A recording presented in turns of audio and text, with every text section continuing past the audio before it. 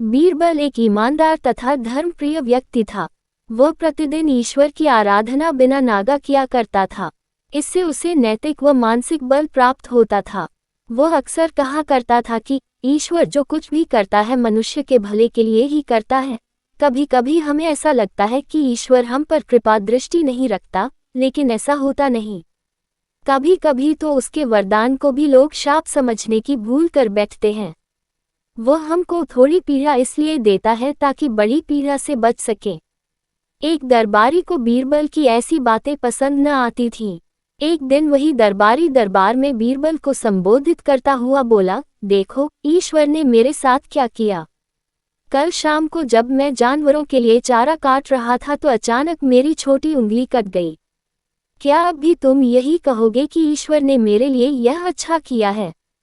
कुछ देर चुप रहने के बाद बोला बीरबल, मेरा अब भी यही विश्वास है, क्योंकि ईश्वर जो कुछ भी करता है मनुष्य के भले के लिए ही करता है।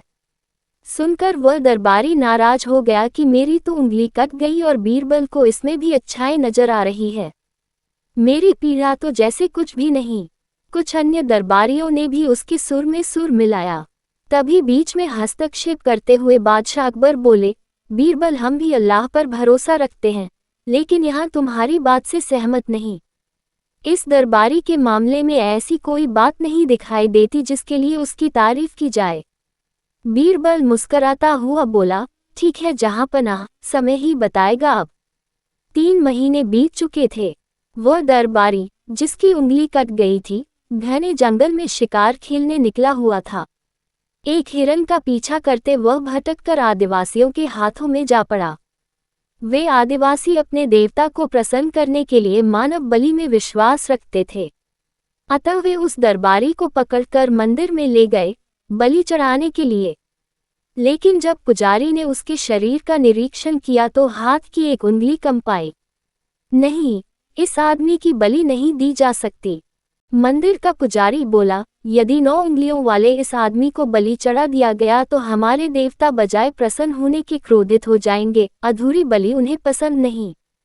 हमें महामारियों, बाढ़ या सूखे का प्रकोप झेलना पड़ सकता है, इसलिए इसे छोड़ देना ही ठीक होगा। और उस दरबारी को मुक्त कर दिया गया। अगले दिन वह दरबारी दरबार में बीरबल के पास आकर रोने लगा। तभी बादशाह भी दरबार में आ पहुंचे और उस दरबारी को बीरबल के सामने रोता देखकर हैरान रह गए। तुम्हें क्या हुआ, रो क्यों रहे हो? अकबर ने सवाल किया। जवाब में उस दरबारी ने अपनी आपबीती विस्तार से कह सुनाई। वह बोला, अब मुझे विश्वास हो गया है कि ईश्वर जो कुछ भी करता है मनुष्य के भले के लिए ही करता है। यदि मेरी उंगली न कटी होती तो निश्चित ही आदिवासी मेरी बलि चढ़ा देते। इसीलिए मैं रो रहा हूँ, लेकिन ये आंसू खुशी के हैं। मैं खुश हूँ क्योंकि मैं जिंदा हूँ। बीरबल के ईश्वर पर विश्वास को संदेह की दृष्टि से देखना मेरी भूल थी।